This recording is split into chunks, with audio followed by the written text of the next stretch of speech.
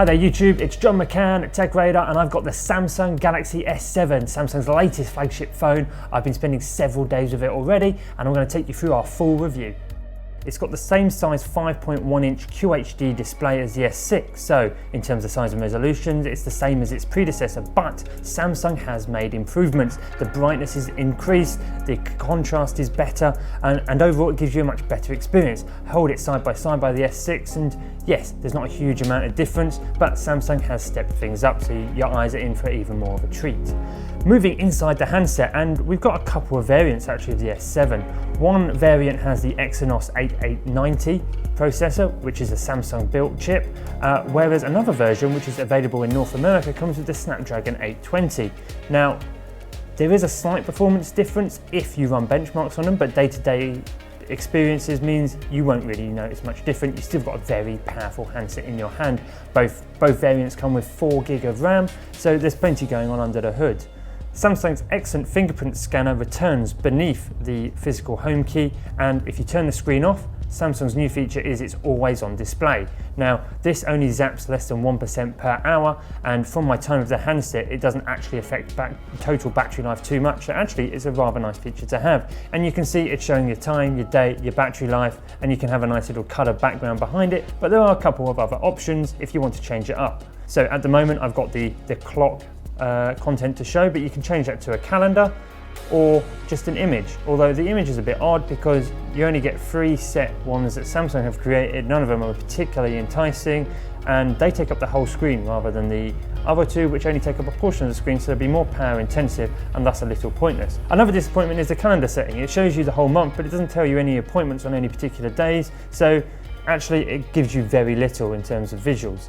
So I find the clock option far easier. It's simple, it tells me what I need to know, and also it will tell you if you've got any new text messages or any new missed calls. Something I would like to see though is notification icons for everything else. WhatsApp, Facebook, Twitter, game icons. I don't need information, I just want the icons along here. Samsung has opened up the API to developers, so it's put the onus on them rather than itself to develop these icons for the always on display, and hopefully people will get onto that pretty soon. Going back into the phone, and the Samsung Galaxy S7 is running Android Marshmallow 6.0.1. That's the latest software from Android, but of course, in true Samsung fashion, it's coated it in its own TouchWiz UI. This time round though, it's lighter, it's cleaner, it's fresher, it's just a little bit more usable and a bit more friendly on the eye. There's far fewer bundled apps. Yes, you get Microsoft Suite, which you can't actually uninstall, but you can disable to hide them from view. You get a handful of Samsung apps, but most of them are actually quite useful. Voice recorder, voice commands, S-Health, and they all hide away in the app drawer under a folder, so they're relatively inoffensive. They don't take up a huge amount of space, and inside the Samsung Galaxy S7 you get 32 GB of storage. There's no 64 or 128 versions like there was with the S6, but what you do get here, and you didn't get on the previous version, is a microSD card slot. Yes, Samsung has brought it back, which will be music to some people's ears, allowing you to build on that storage by up to 200 GB. In terms of design, the S7 looks very much like the S6 from last year. Samsung hasn't changed its winning design, but it has made a few adjustments to make it even better. The bezel around the side is less bulbous. Around the back, the edges are now curved, so it sits far more comfortably in the hand. That makes it even easier to hold, it makes it a lot easier to move your finger around the screen, and it just makes it feel more secure. All in all, it's just a lovely phone to hold. Something else Samsung has done in the design department is reduce that volcanic camera bulge that you got on the S6. There is still a slight raise here, but it's only 0.46mm, making it far more flush against the phone, and it's a look that I much prefer. There's more good news in the battery department of the Samsung Galaxy S7. Samsung's upped the size from a measly 2,550 milliamps in the S6 to a 3,000 milliamp battery in the S7. It's also improved charging speeds, both wired and wirelessly. Plug into Samsung's own quick charge adapter and you'll be able to regain 25% of your life in just 15 minutes and about half of it in 30 minutes. A full charge from flat I found took around an hour and 15 minutes, which is still pretty quick. In terms of how long that battery will last, the Samsung Galaxy S7 will easily last a full day, even with pretty heavy usage. Now that's an improvement on the S6, which was usually sort of running out of juice by early evening and sending us dashing for the charger. There is much improvement here on the S7. So the Samsung Galaxy S7 has plenty of power. You've either got the Exynos or the Snapdragon processor inside, plus 4 GB of RAM, which means everything is nice and smooth. You can move around apps, go into multitasking, and download stuff really nice and quickly. It's a lovely experience. A really good example is if you launch up a game, Real Racing 3 for example, a graphically intensive game, but one which is really fun to play on the Samsung Galaxy S7. One of the big new features on the Samsung Galaxy S7 is its new game launcher, a handy little tool which appears in your game, and you press it and you get a variety of options. You can record footage to share later on social networks, you can take a screenshot of your action, you can minimize the game so it stays running in the background but you can quickly launch it again without having to reload anything. You can lock the keys at the bottom of the screen, which is a really handy feature so you don't accidentally press back in the middle of a race and then you suddenly lose.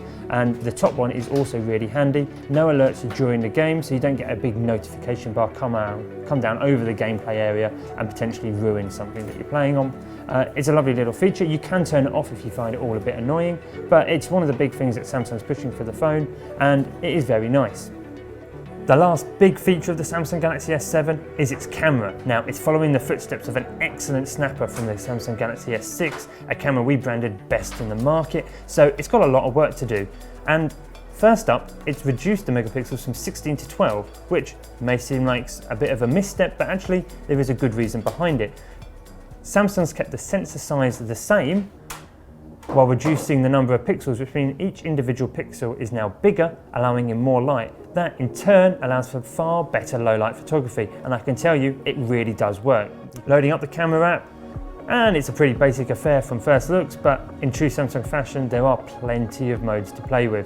You've got the auto mode, which is excellent for day-to-day snaps. If you're not too bothered about fine-tuning anything, the auto mode will be able to take what you've got in front of you and turn out some really impressive photography. If you do like to tinker with your snaps, go into Pro mode, and there are plenty of options here to play with to really fine-tune what you're doing. I can't stress just how impressed I have been with this camera. I've taken it out and about in London during the day, during the night, and it's taken some cracking photos. One photo I'm really impressed with is this shot of St. Paul's. Now, it looks really well lit up, but actually the church itself wasn't this well illuminated. A lot of the work here was done by the Samsung Galaxy S7. This was taken at night when it was pretty dark outside, and yes, there were a few lights lighting it up, but the Samsung Galaxy S7 has just enhanced that across the board. It's hard to show just over a video like this. You've really got to go out and try it. All in all then, the camera on the Samsung Galaxy S7 is superb. If you're looking for a top smartphone with an excellent camera, look no further, this has got it all. Let's not forget the front-facing camera. Samsung stuck with the same 5 megapixel option that it's had on the Samsung Galaxy S6 and S5. Obviously, it's not a key focus for it. Beauty mode is back and is as aggressive as ever. There's also a front-facing flash to light up your lovely face in darker situations, and it's perfectly serviceable, great for a video chat or a quick selfie, but the real shooting prowess is around the back. So there you have it, the Samsung Galaxy S7, a really top-notch flagship smartphone. The waterproof body gives it an extra layer of ruggedness. The curved back means it sits better in the palm and is even easier to use one-handed. There's plenty of power under the hood. The display is great, the camera is superb, and the game launcher is a really nice feature for those who like to mobile game. The inclusion of 32 gigabytes of storage is a bit of a kick in the teeth to some maybe, especially when 8 gig of the storage is taken up by the system memory, but the return of the micro SD slot to Samsung's flagship line will really be music to people's ears, and only need to build on that by 200 gig. It's also good to note that battery life is much improved over the S6, but you're still not going to get much more than a day out of it. Don't go expecting a day and a half or 2 days. With slightly less moderate use, then yeah, a day and a half is possible, but you're still going to be wanting to plug this in every night. So, is it worth the upgrade? Well, obviously that depends on what you have. If you have the Samsung Galaxy S5 or any other phone from 2 years ago and you want a new flagship, this will blow you away. The changes are marked and it's just an excellent piece of kit all round. If you have the S6 though, it's less of an incentive, although it does put a lot of the wrongs from the S6 right to make an even sleeker package, making it really tempting even if you are only a year into your Samsung S6 contract. So, summing up the Samsung Galaxy S7, I'd say it's iterative perfection. It takes the best bits of the S5 and the S6, blends them together for an excellent smartphone experience. Thank you very much for watching. That's our full Samsung Galaxy S7 review. Don't forget to like, subscribe and comment below and tell us what you think of the Samsung Galaxy S7.